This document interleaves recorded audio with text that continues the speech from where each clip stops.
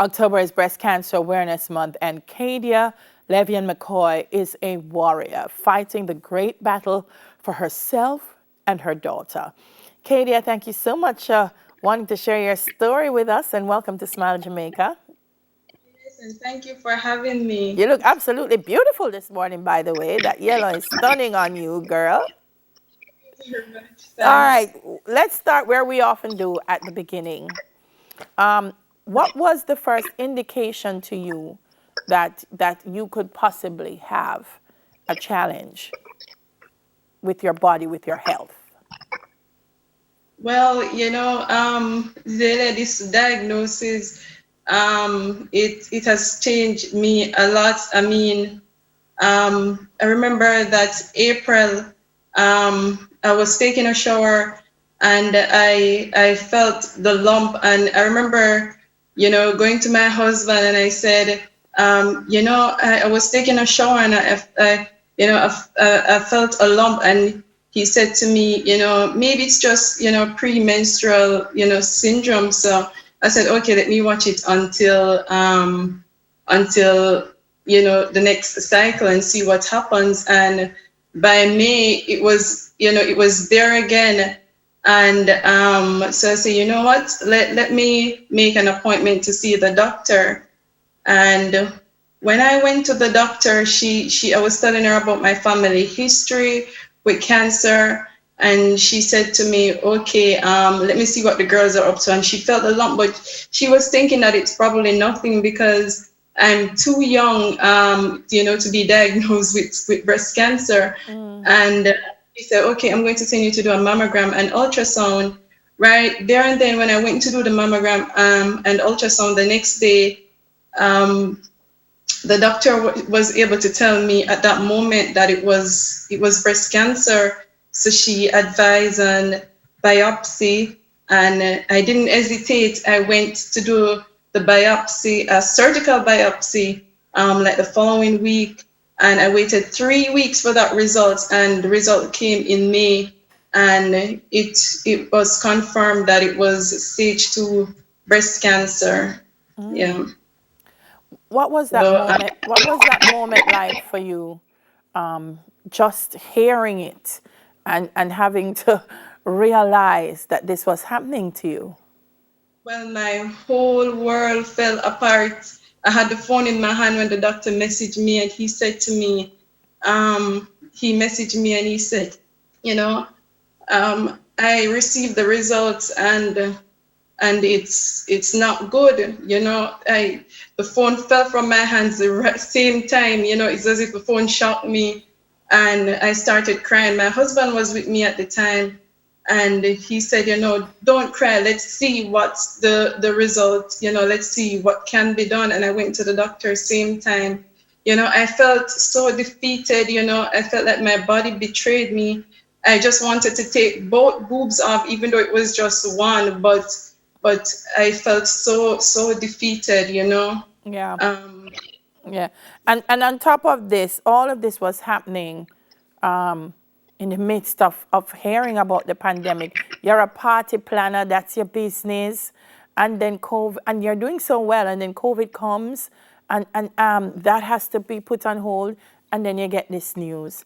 Ah, requires a lot of strength, Kadia. yeah, What I mean, yeah, tell me what would have been that motivating force in you and that spirit that would say, "Come on, girl, we're going to fight this."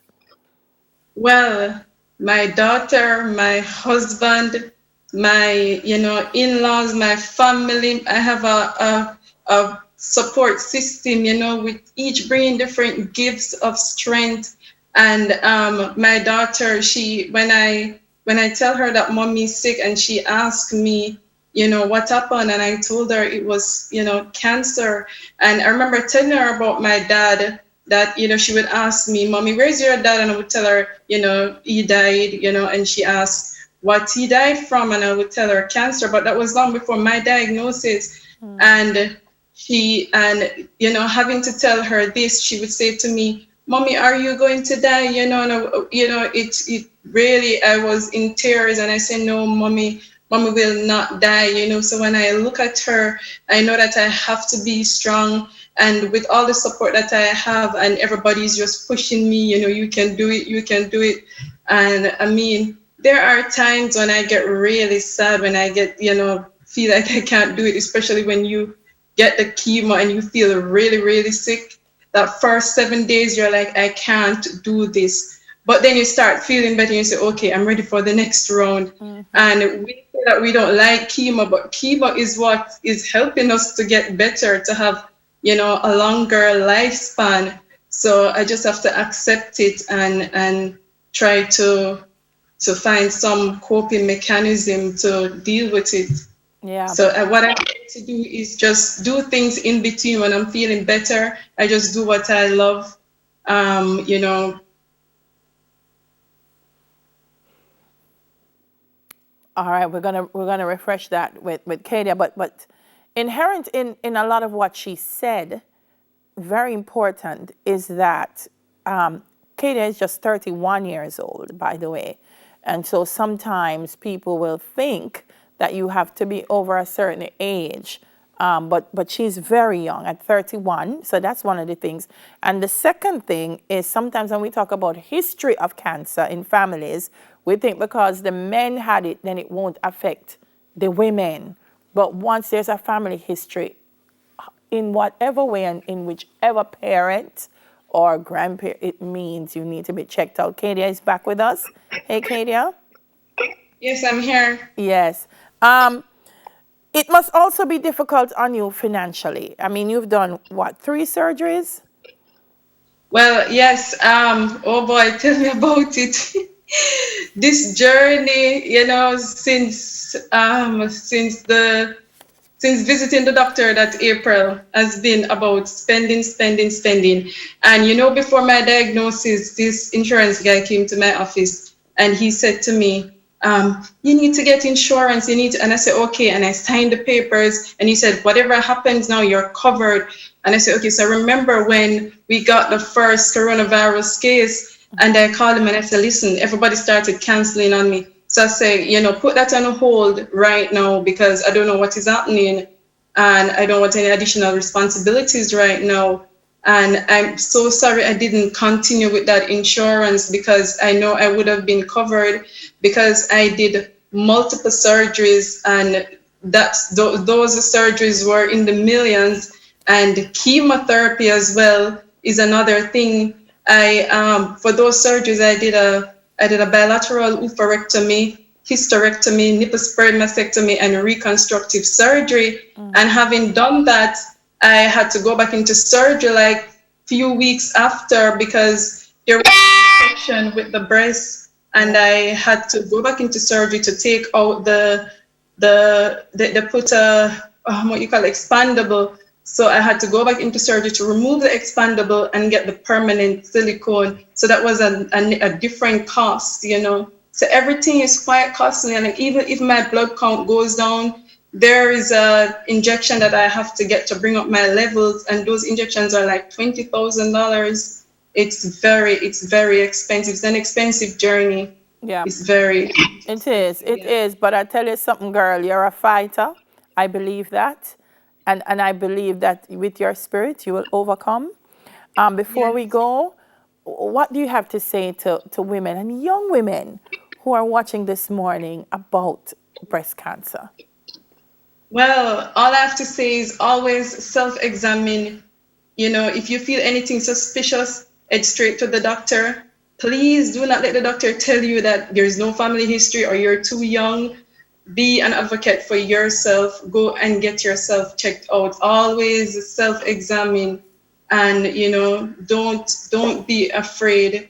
Don't be afraid when you receive the diagnosis because everything will be okay. I mean, early detection is the best, you know, treatment, you know, than sitting with it and not doing anything.